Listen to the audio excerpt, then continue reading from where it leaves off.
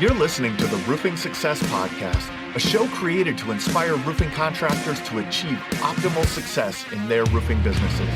I'm the host, Jim Aline, the co-author of the books Internet Marketing for Roofing Contractors and The Best Known Roofer. I'm also the co-founder of Roofer Marketers, the leading digital marketing agency for the roofing industry.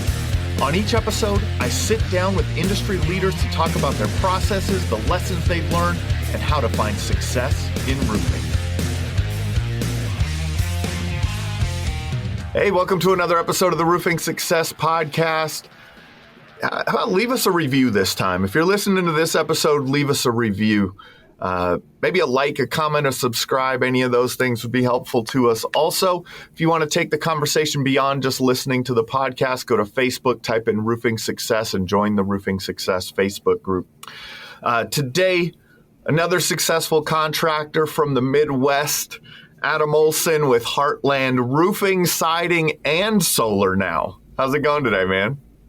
I'm doing good. How are you doing, Jim? Good, man. For the audience, tell us a little bit about, how you got into roofing. Sure. Yep. So back in 2010 is when I got into the roofing industry. So I'm going, I guess year 13 for me. But I just started selling roofs on the insurance side of things, did some door knocking. And, one of the first things I noticed was that when I talk to homeowners about different experiences they've had with different, whether it be roofing contractors or whoever, I saw a big lack of what should be like a straightforward process for this customer. It turned into just a lot of hassles, a lot of times, people wouldn't get back to them. The install wasn't always top notch, and they had all kinds of issues. And I saw a lot of gaps where I felt that could be improved over the years. So it was in 2013 is when Heartland actually opened. And from there, I wanted to be able to give the customer a good experience. That's something we've always focused on is we want to set an expectation for our customer. And then at that point, we need to meet that expectation. And it's customer service is really as simple as that.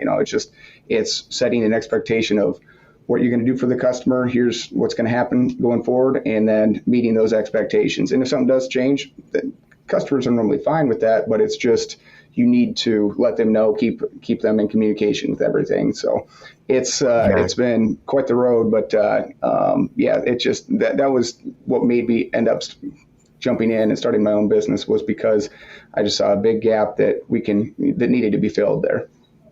And I hear that a lot, right? And especially from successful contractors.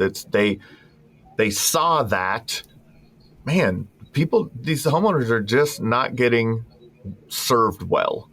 How you said there's a lot of hassles. It could be hassles in, trying to get someone on the phone, trying to get them to show up on time,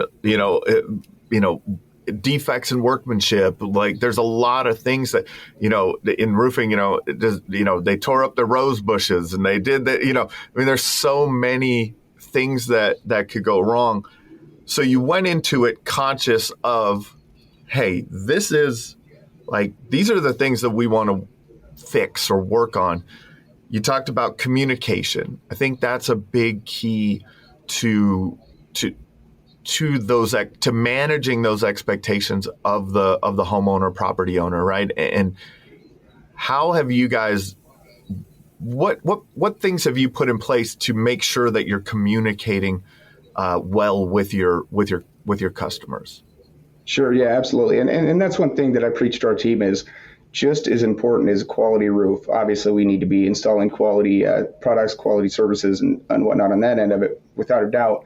But just as important, if not more important, is the communication on that side. So we can have a customer that's just ecstatic with us, we had great communication. We let them know what was going to happen.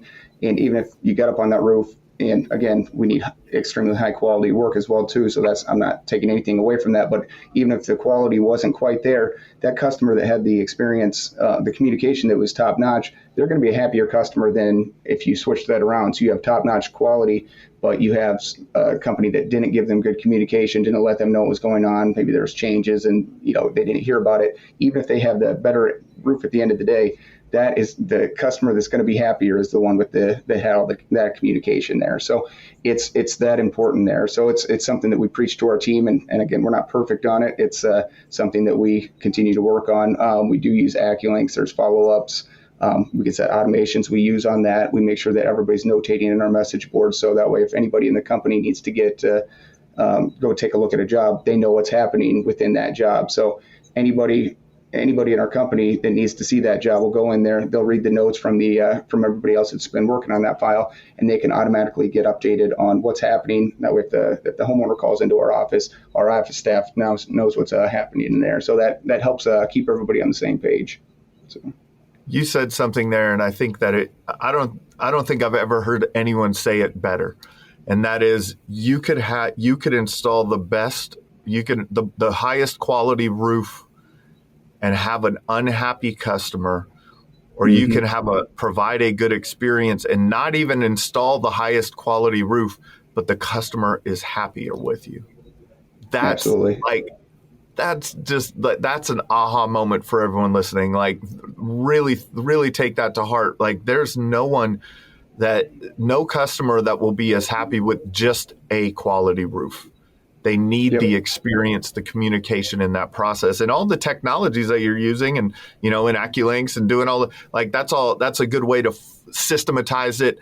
And you do have to systematize it. I mean, you have a huge team now, right? How many sales reps do you guys run now? Yeah, so we have 15 sales reps. We have 35 total people working between our office, production, and sales staff. So we've grown a lot over the last few years, but and then we have our crews on top of that as well too. So we're running 13, 14 crews as well right now. So. Yeah. So when you're now, how has it changed? How has the management of that communication changed when it was just 3, 4, 5 of you to now the 30 something of you, right? How is it different, and how have you had to make? What changes have you had to make as you've grown to that level?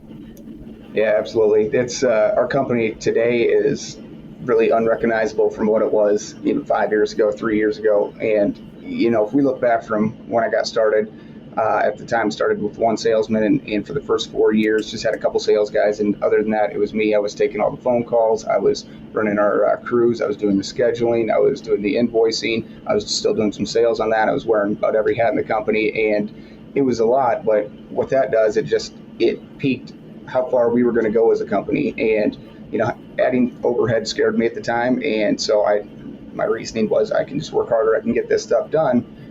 And sure, that could be the case. But once I finally decided to take that leap, I hired a production manager. And that was in 2017 was our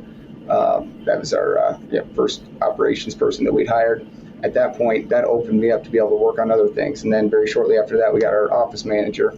And then it just started growing and growing, and really, haven't looked back since. So, really from about 2013 to 2017, we had a little bit, but not a lot of growth. We were really in that average about the 1.5 million in revenue for the first about 4 years, and it was just gradually going up. But once we hired that staff, it went from 1.7 to 4.3 to 5.2 to 7.5 to 16 million. So it just exponentially grew after that.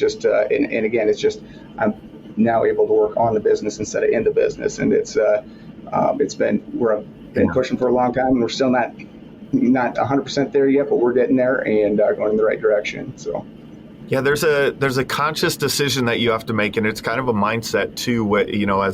As an entrepreneur that starts a business, it's like, when do you hire, right? Like, when do you hire the first person? When do you hire the second person? Like, when do you hire? Because at that time, you're still unsure that the revenue is going to continue to come in.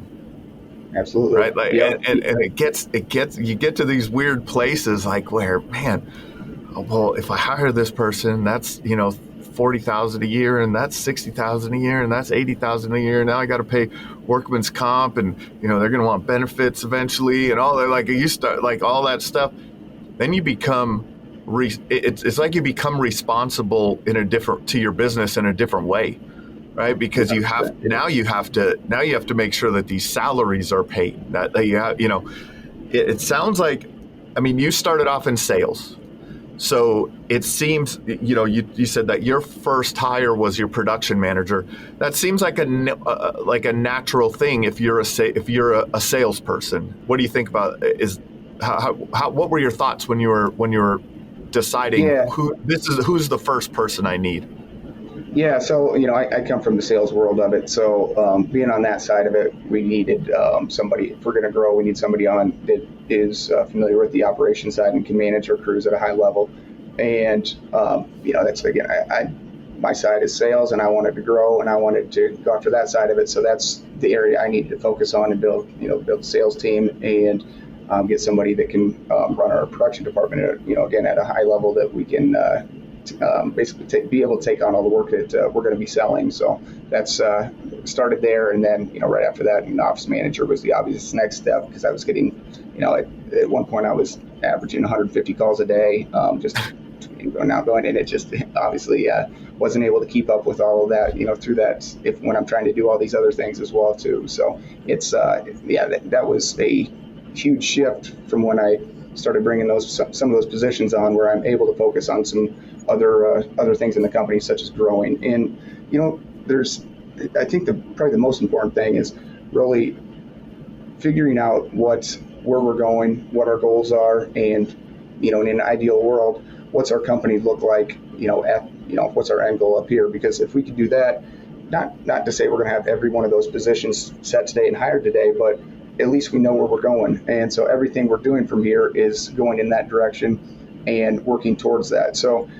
when, I guess to back up a minute here, if there are a lot of guys that just want to do a, 1.5, 2 million, they want to run everything themselves. And that is, that's absolutely great. There's nothing wrong with that at all. But as long as that's what they're trying to do and they're trying to accomplish, and they're running the day-to-day operations consistently, and they have a great name, and they get word of mouth, they're going to continue to get jobs over and over. I mean, that's a great thing. So I'm not taking anything away from that at all, because I have a great friend who's an owner here in town and does exactly that, and he's literally said, I don't want to grow anymore. He's where he wants to be at, and he makes a great living. So it's just figuring out what the company is going to look like and what your goals are, and then everything you're doing at that point, you're working towards that.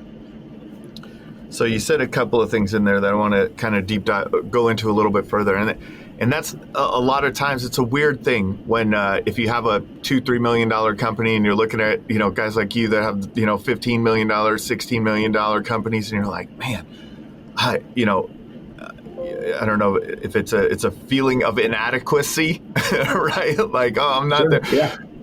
But it's understanding what kind of business you want.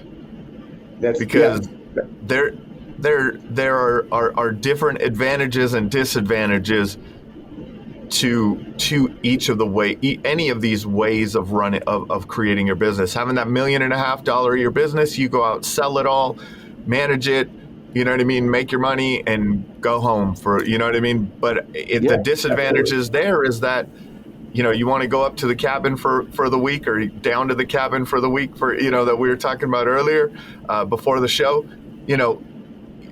business stops, right? So there's a point, you kind of have to balance that. And, there's one of my favorite, and I've probably said it on the show too many times, one of my favorite books is Cash Flow Quadrant from Robert Kiyosaki. And he describes it as being an employee, self-employed, a business owner, or an investor. And those are kind of the four things that you can be. So you can be an employee.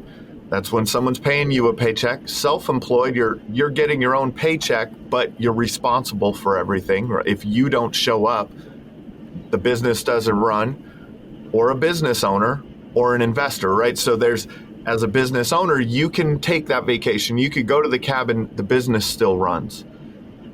And so you have to make those decisions. What was it that made you, looking back now, like what drives you to be the business owner?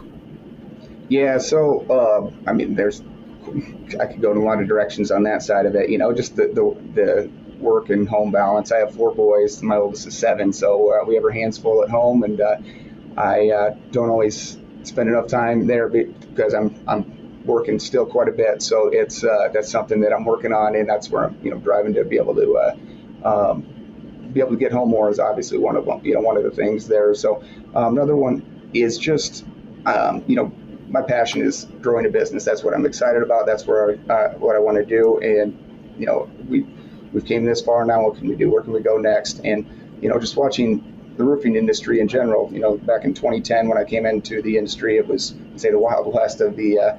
There was a lot going on, and there were a lot of, I guess, what's referred to in the industry as chucking the trucks, and a lot of the industry had somewhat of a black eye.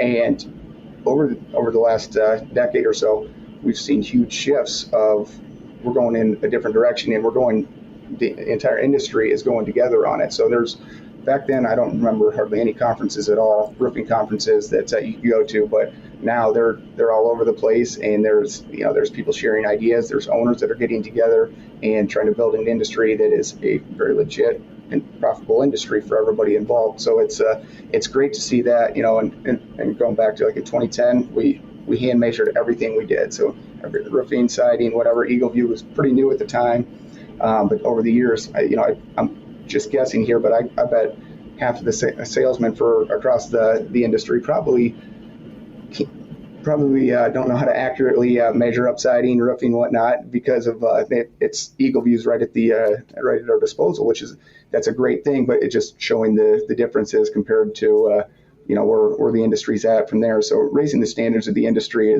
I'm excited to be part of that, and hopefully be a leader in that direction. So yeah.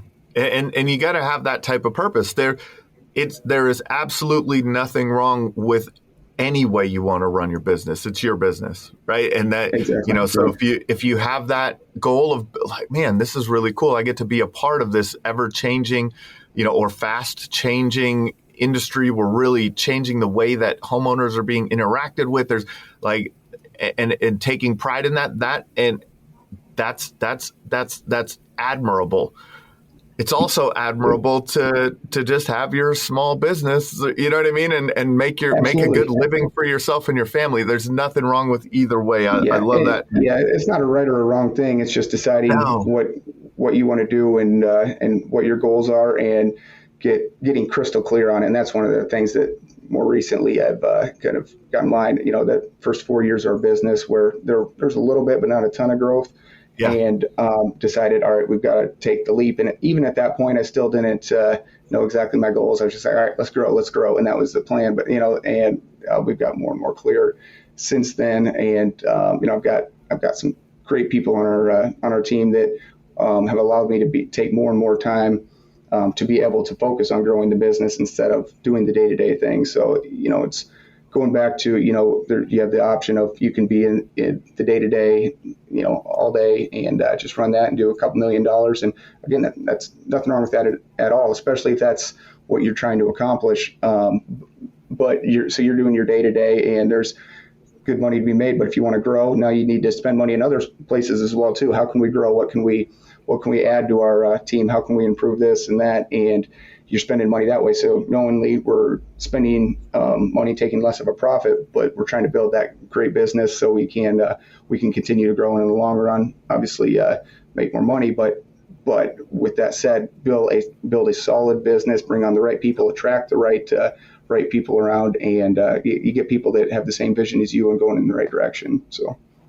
Yeah, it's an awesome thing, man. That's an awesome thing. You talked a little bit, you mentioned it there briefly, but like, man, the industry has changed, right? There's all the conferences. There's so many great coaches and consultants, and there's so many ways to improve your business.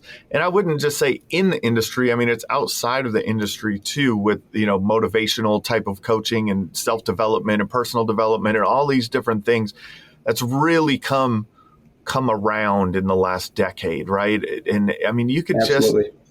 Honestly, at this point in time, you could just go on YouTube, and from the videos you can watch on YouTube, you could probably get the knowledge that you need to to put a roofing business together, right? Like, absolutely. And it's YouTube crazy. is great. There's things that we have at our disposal that we can go on YouTube, learn anything and everything. And it's how to sell, how to install, how to do repairs, how does this product work, what do we do here? And it's pretty incredible what we have. If you look back, even 10 years ago, but past that, it's like that was non-existent. How do you get those answers? And it was so much more challenging then, and we just have so much at our fingertips that we can literally find out about any information. So it's pretty incredible to see what's happening to not only our industry but across business as well, just where things are going. So but yeah, I'm really excited to be part of that, and again, just raising the standards of the entire roofing industry is really what excites me.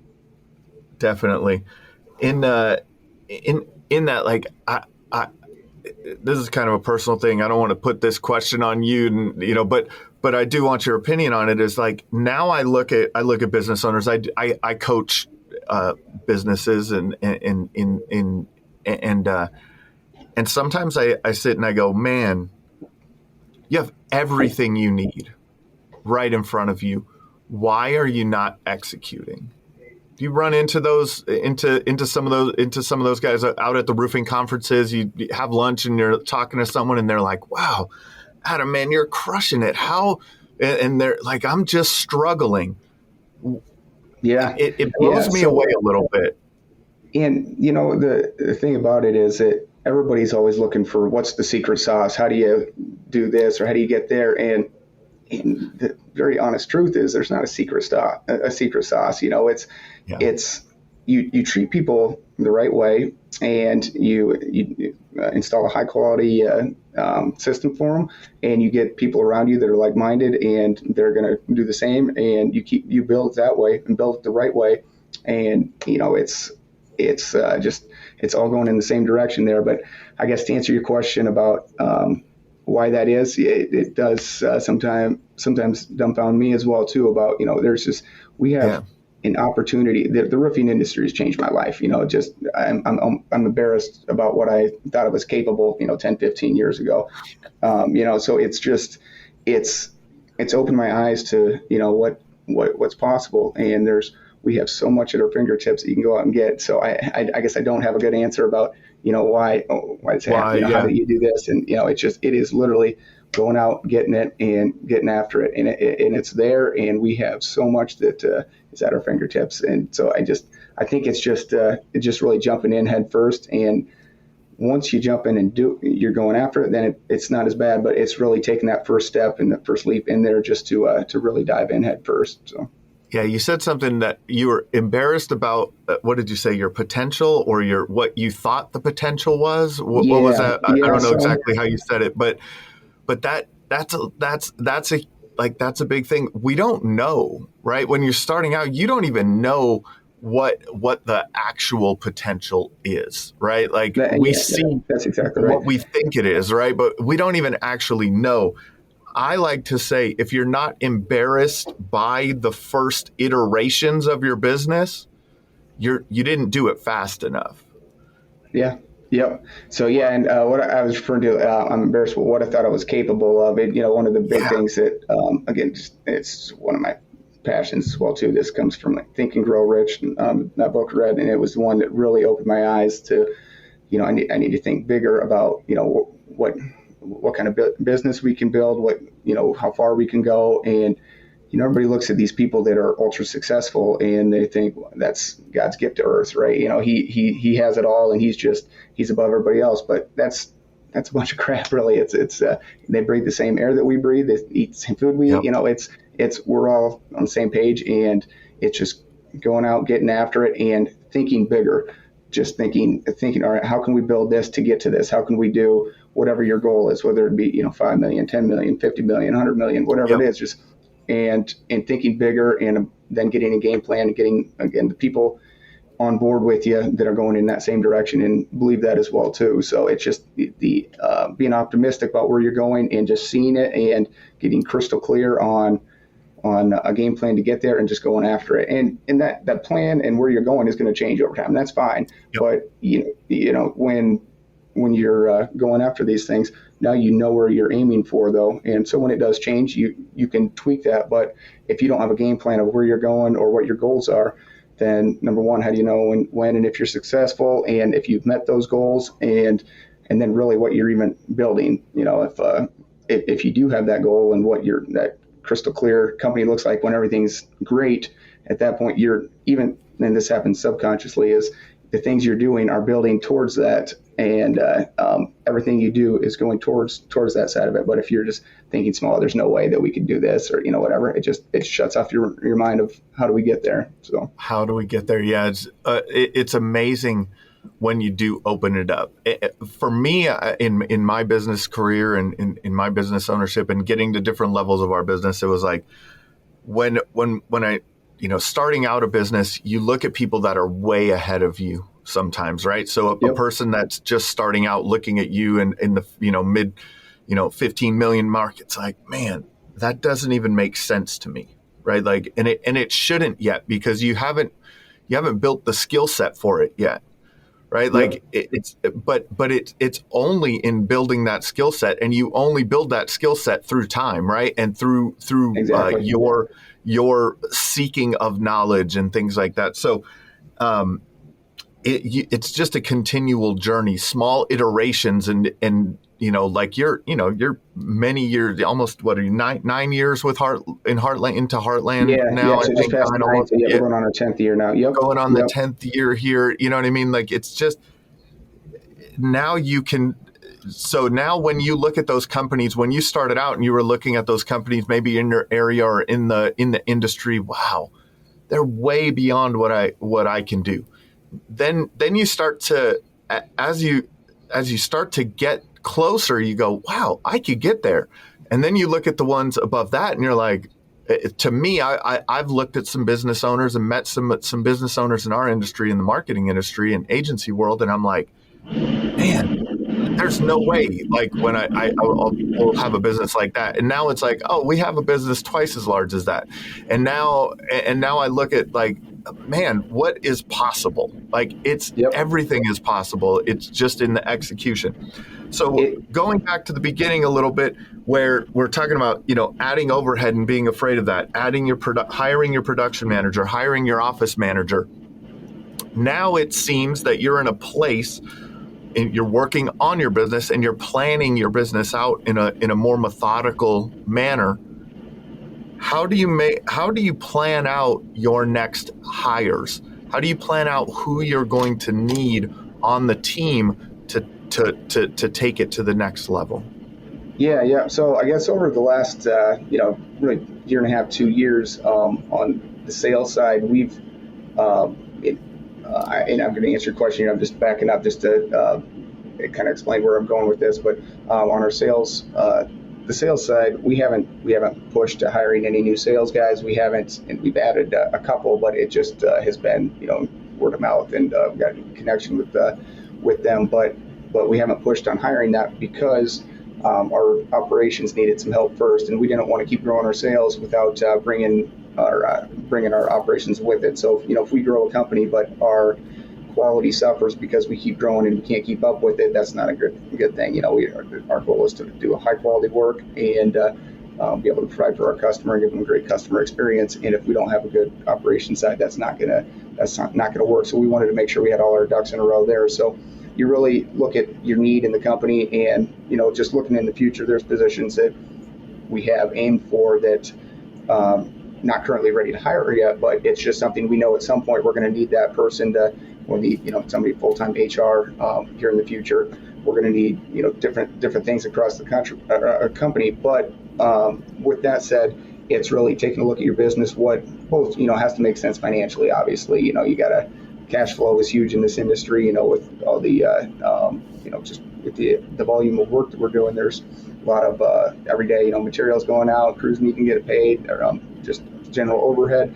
So it have to be able to make sense from a cash flow standpoint. But then after that, then it's all right. Where does the business need the most work, and what's going to make the most sense to help grow and get to where we're going? So it's really just analyzing where we're going, what's going to make sense to get to that point, and what can we afford cash flow wise to be able to bring that person on. Yeah, and that's a good one of the good points in there is balancing your operations and sales, right? Balancing production and sales, because sales can break things. Yep. Salespeople can break things really fast. Yeah. You let them loose, and you don't have the right systems and processes to produce that type of volume. Yeah, and Boy, that that could go exact thing wrong. happened to us back in it was 2020. That the derecho came through the Midwest, and it was something that we'd never seen in Iowa before, and it just across the state had just caused so much damage. And there was for the next literally 6 weeks, we had 15 times the normal amount of calls for people calling in, and it got to the point people were begging us to get to their roofs before the end of the year because they had extensive damage and they couldn't get anybody out there because there weren't enough roofers, and there was, out of state companies coming in to help out as well too, but there just weren't enough. And we went from being about 3 weeks out to being, it was several months out very, very quickly, to a point that we didn't even, weren't able to let our salespeople know that soon enough. So we had to go back and start letting them know that we need to slow down, or we need to at least let the customers know that we're a little bit further out now. So it caused a lot of challenges, and we can add crews and whatnot, but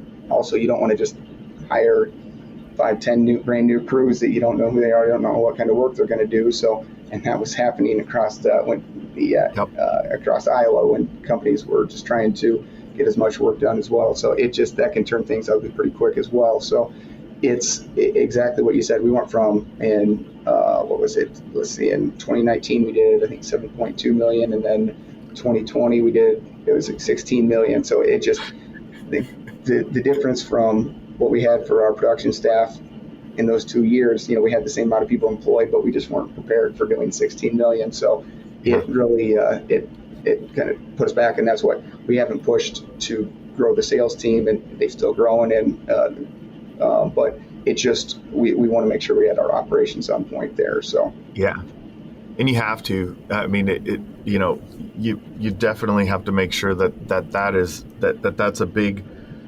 It is a big part of of growth. You have to be able to support it.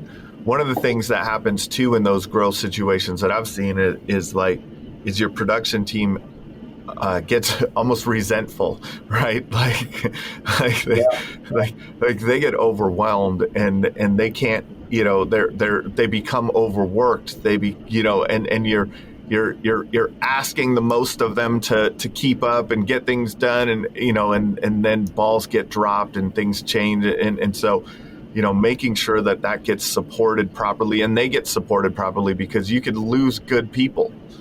Yeah, absolutely. It's our production staff is trying to keep up with, in that situation, trying to keep up with doing way over twice as much work, running more crews, and then the sales guys are, hey man, we got to get this done, we got to do this, we need to get this done, and push because they have customers calling them, and so it makes sense. But there's always a little bit of push and shove between the sales and production staff, and that's one of the things we try to work on, is keeping the doors open on both sides there, so we keep that relationship. So because they're absolutely, and this isn't just in the roofing industry, and just in construction industry in general, is that's just from talking to other people in other industries. There's always a push and shove between the sales and the operations side of it, because sales guys want to sell and they want to get their stuff done, and production wants to get everything done, but at a high quality. And if you're saying we need to do way more, we need either more help, or we're going to crank this out, and there's going to be more issues because we can't keep up with everything. So, and just like what are some of the things that you do? What are some of the things that you do to try to balance that out, or like the way I always look at it is like, how do you, like, it's like sales, they're ringing the bell, they're excited about the new sale, and operations goes, oh, how do you keep the spirit, like how do you get operations excited about a new sale? Have you been able to crack that one? Yeah, we're working on it. We do have, I think our production manager currently, he shares the vision of we want to grow, but he's brought a standard to to our crews, even higher than what it was before, which has been incredible. He's taken it to another level, so that's what we needed on that side of it. But with that said, he doesn't want to just keep hiring more and more crews until we're sure we can handle those crews, because he wants to make sure he can keep up, and we don't have a backlog of problem repairs or any other issues. I'm happy customers that are just getting, the ball's getting dropped on those because we're too worried about pushing forward on these other jobs. So there is a balance on that, but he does have goals growing with the company as well too. So getting the right guy in place, but our production manager and sales managers, they have weekly meetings, and then at our leadership meeting, we're talking about how far out we are, which gets conveyed over to our sales staff. And one thing that we talk to our sales guys about is, we probably in general are going to be further out than the average contractor. There's a lot of companies that might be 2 or so weeks out, and that's not even our goal to be 2 weeks out. We're running so many crews. If we're 2 weeks out and all of a sudden we have a slow week, now we're not now we've got to hold off on crews, and then you could lose crews to going that route and what. But we're selling the customer experience. We're selling our name, and growing our name well enough in our area here that we're well known enough they can go online and see it, that we're selling value. We're not selling, we're 2 weeks out, or we're not selling price. We're selling, go with Heartland because you're going to get treated the right way. If and when there are issues, we're not perfect. We don't claim to be, but when there are issues, we're going to come back and get them taken care of for you, and we're not running from our issues. And that's something that sometimes you hear customers have had bad experience with a contractor, and they had an issue later on, and they can never get a hold of them. So that's something that you won't have to deal with by choosing Heartland. So that's why, if we can convey that to our sales guys, that we're not the company that is going to be out there the next day or the next week or whatever, but we're going to deliver a high quality product and service, and we're going to be the ones that take care of those customers in the end, and really focus on that customer experience. So, yeah, for sure. What another big challenge, especially as you have the type of growth that you have, and you're doing the number of projects, and you mentioned it earlier, is managing your cash flow. What kind of advice can you give contractors out there in that cash flow management? Yeah, it's a scary thing. Even within my phone book on my phone, I probably have 6 different people that have started a roofing company, and they ended up failing because of cash flow purposes. And it's one of the biggest things, especially with if you're doing a lot of insurance work, it takes time to get paid on those, right? So you finish the job, and even if you're getting it invoiced, if there's still some supplements that have to be done, you can work back and forth with the insurance company. Then the insurance company finally releases that depreciation. Then there's a mortgage check that needs to get signed, so that can take some time, and then just get collecting from the homeowner. And by that point, you can be a few months out pretty quick. And that's not a small amount of money that it takes to put on a roof, and for the products and labor on that side of it. So there's a lot that goes into that. So my biggest thing is don't over leverage everything you can. There's some people that will go out and just go get a bunch of loans for new vehicles and anything they can get their hands on. So we're still to this day we've never had debt on our company. So that's been something that's been helpful. It helped us, especially early on, to keep our overhead down. To we weren't going out and getting vehicle loans. We weren't going out and getting a huge building or a huge lease or a huge all that. So it's keeping, especially early on, you need to make sure that you are that you're keeping your bills under control, because that's probably the number one killer of a company is cash flow. And in our industry, more than most, you're going to see that because it can take longer to get paid. And most of the new contractors getting in probably come from the sales side on insurance work, right? So if they come and do that, they're going to be doing this insurance work where they're going to be a few months out and getting paid in full. So it's, collecting that first check's obviously important as well too, for especially early on, is getting that. It helps them cover some of the costs of that project, and then just making sure that they don't over leverage themselves. Yeah, for sure. Leverage can be a killer in business. What have you guys done from a marketing perspective? How do you market Heartland, or how did you start off? What are some of the marketing efforts that have been very successful for you and along the way? And what are what are some of the ones that you're like, oh, that didn't work out well?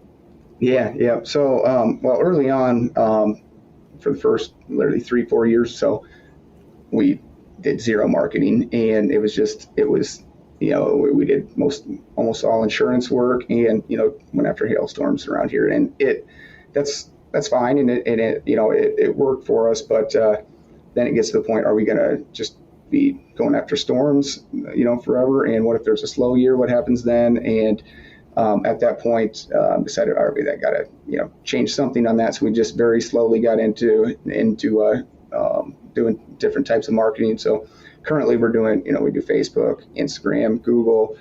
We do some TV now as well. We've done radio, do direct mailers, really across the board. We've tried some telemarketing, or we've done telemarketing quite a bit over the years, but I'm kind of shying away from that. Good or bad, I don't know, but it's hard to get a company that we get great leads consistently on, and we've had more upset customers and we've tried several. We just haven't had a lot of luck with it. Not to say it's a bad thing or doesn't work. Yeah. It's just on our end haven't had a lot of luck with the telemarketing side, but we really try to do a lot of different angles here. We do a lot of community events and working with like the Chamber of Commerce's, and just trying to get our name out in the community so people recognize us when they do see us. Obviously, we have all our vehicles. We have our fleet that's out there driving around. We have vans, trucks that have our logos on, so we get that comment a lot that they see our vehicles all over. So that's a good thing too. And it's, I have a marketing degree from I would say back in graduated in 2009, but looking back then compared to now, it's marketing is so different. Social media was barely existent especially for the marketing side. Just where you target, how you target, and where you're going with things is so different than it is now. So it's still a learning game about what's going to be working, what's not. And we actually hired our first marketing director this last year, so coming up on a year now. So she's doing great, and we're really focused on tracking everything. So we want to track where these leads are coming from, what we're paying for, the average lead comes from, and we're getting all this data. And we tried to do that a little bit in the past, but if it's not, you don't have somebody really on top of that. It's how accurate are your numbers. So yeah. We're doing a much, much better job this year, and we're going to have a lot better data going forward as well too. So. That's awesome. One of the things we're big proponents of multi-channel marketing, creating omnipresence in your market of your brand, things like that, so that people just see you everywhere and you just become the obvious choice for them. But there's a big challenge. You talked about that called like tracking of leads and things like that. In the way that you're doing your marketing, there's a big challenge in that, because someone may see the truck driving down the road, then they see the television commercial, and then they Google you and call from your Google business profile, right? Like so I know that it's going to be even more challenging just for everyone out there. It's very challenging to track it. It's easy when you're doing one thing or two things, and it's a little bit easier, but do your best to track it, right? Like you have to have call tracking numbers and all the data from the different avenues of where you're getting things. Have to have that. Yeah, you got to. And the thing about marketing, is I've been asked the question, if you can do one form of marketing, what are you going to do? And sure, especially is when you're for real small companies, there's not always a budget to be able to do much. But if you're just doing just Facebook and just putting some posts up, that's probably not going to go too far. But if you're doing a little of everything too, the average customer, and this was back when I was in college, I remember in one of our classes, they said you need to touch the customer like 8 times before they actually start remembering your brand. And now, since then, with all the social media and everything that if we're scrolling through Facebook, say, we're stimulated by so much more that going through there, and I've read stats that are anywhere from 18 to 23 times now that you need to touch somebody before they can actually remember your brand. So it's just, if you do one form only, that's tough. But you do want to track. But just like you said, if they're seeing our vans and trucks all over town, but then now they go to Google and they find us on Google too, and it's going to show to us that came from Google, sure, but they also saw these other forms around. So it's it's just having a multitude of things and trying to own the space is our goal. And it's that there's so much you're going to be able to track as much as you can, obviously. But that's right. Just being as many places at once is great. So. Yeah, be in as many places as you can. Be where people can see you. It makes a huge difference. What are some of the things that you do around, you guys really focus on the customer experience, creating raving fans. How do you get the most long-term value out of the customers that you work with, out of the homeowners you work with? Yeah. So, and my mindset has definitely changed from when we got started. And my first thought when we got started was that, all right, we're going to do a roof, and that roof has a, it's what we call lifetime warranty, but 20 or 25 years, 30 years, how long is that going to actually last? The warranty extends out, but even then, how many repeat customers are we going to have? And my mindset has definitely changed on that. We did the roof a few years ago. Now they need siding. As long as we gave them a great customer experience, they're going to call us for the siding or windows, or now we're in solar as well too. So those things we get repeat customers there. And then the average customer, they live in their house for about 7 years and they're moving. So they go to another house. We've had quite a few of those. They're using us again. And then even if you have that customer that you do give a great experience to, that person is either they're going to tell somebody about it, whether it's good or bad, and they're going to tell somebody about it. So that's huge. And going back to the customer experience is why it's extremely important that we have happy customers and let them tell people about us as well too. So, It's really important, right? I think that's a very overlooked aspect of everyone looks at like lead cost. They look at maybe customer acquisition cost, but they miss out on the long-term value of a client. That's one thing that I see absolutely. a lot. And it's something that we absolutely need to do a better job on our end, is staying in contact and having a system set that we're continually either whether it's reaching out or still touching those homeowners that we've done work for in the past. So absolutely, for sure, it's really, really important. So we talked about a lot of things here. What do you think the greatest insight is that you could share with our audience that's helped you grow and find success with Heartland? I probably two things that I kind of get passionate about how we got to where we are now. And one we talked about is thinking bigger, and get people on your team that can think bigger as well too. So it's don't be okay with just being right here. And it's phrased that mediocrity is a dream killer, right? So if you're okay with being here, you're probably going to be there. And again, that's okay, but don't let that be because you think you're not capable of this, because that's just not true. You set think bigger, set your goals high, and go after it. And everything you do should be pushing yourself to get to that goal. And if you do that, then you're even if you set the goals up here and then you only hit here, you're still higher than you would have been at if you just are okay with being here. So just think bigger, and I think across the board that is one of the biggest things that people tend to just to not do, and just be like, oh, that company's ultra successful, but we're never going to be able to do that. Well, you probably aren't if you're telling yourself that. But if the person that is thinks they can do it, gets a plan to do it, and goes after it, it's there, and it's there to be had. Just you need to make a decision that that's what you're going to do. So thinking bigger is probably number one. Number two is just how hard are you going to work at it? And that's something that it's the one thing that you have control over. Everything else, you're not. There's always going to be other companies, other people, everything out there that you might not be the best salesman, you might not be the best installer, you might not have the most capital, you might not have whatever it might be. There's always going to be other companies and people that have more advantages than you do in certain things. The one thing that you can control always is how hard are you going to work? Are you going to just putting the phrase, I will not be outworked, just over and over in your head, and that will take you.